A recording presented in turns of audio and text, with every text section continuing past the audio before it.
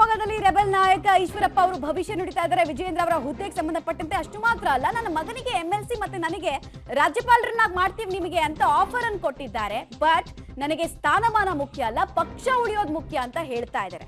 ನಾನು ಲೋಕಸಭೆಗೆ ಬಂಡಾಯ ಅಭ್ಯರ್ಥಿಯಾಗಿ ನಿಲ್ಲೋದು ಪಕ್ಕ ಅಂತ ಕೂಡ ಹೇಳ್ತಾರೆ.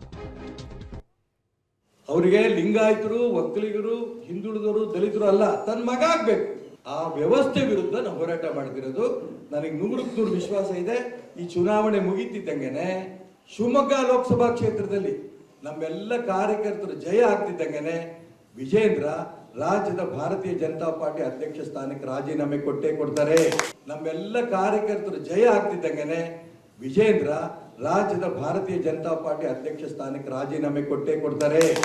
ಈಗ 4 ದಿನದಿಂದ ಅನೇಕ ದೊಡ್ಡವರು ಮನೆ ಬಂದು ಹೇಳ್ತಿದ್ದಾರೆ, ಇನ್ನು ಜೂನ್ಗೆ 3 ಸ್ಥಾನ ವಿಧಾನ ಪರಿಷತ್ ನಮಗೆ ಸಿಗತ್ತೆ. 66 ಜನ MLAಗಳಿದಾರಲ್ಲ, ಸಿಗತ್ತೆ. 1 MLC-ನ ಕಾಂಟೆಸ್ಟ್ ಮಾಡ್ತೀವಿ, ನೀವು ಒಪ್ಕೋಬೇಕು. ಅಲ್ಲಲ್ಲ, ಗ್ಯಾರಂಟಿ ಅಂದ್ರೂ ಒಪ್ಪಲ್ಲ ಅಂದೆ ನಾನು. ಯಾಕಂದ್ರೆ ಈಗ ರಾಜ್ಯದಲ್ಲಿ ಒಂದು MLC ಮಾಡಿದ್ರು ಅದಕ್ಕೋಸ್ಕರ ವಾಪಸ್ ತಗೊಂಡ್ಬಿಡ್ರಿ ಈಶ್ವರಪ್ಪ. ಇದಕ್ಕೋಸ್ಕರ ಹೋರಾಟ ಮಾಡ್ಬೇಕಿತ್ತ? ಅದಾದ್ಮೇಲೆ ಸುದ್ದಿ ಶುರು ಆಯ್ತು, ಈಶ್ವರಪ್ಪನವರಿಗೆ ಗವರ್ನರ್ ಮಾಡ್ಬಿಡ್ತೀವಿ.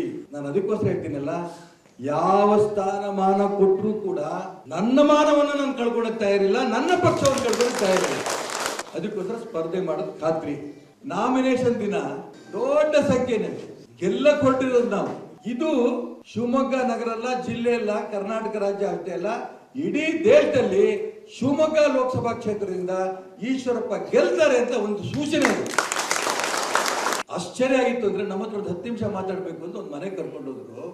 ಏನೇನು ತೊಂದರೆಗಳು ನಾವು ರಾಘವೇಂದ್ರನಿಂದ ಮತ್ತು ಹರತಾಳ ನಾವು ಅನುಭವಿಸಿದ್ದೀವಿ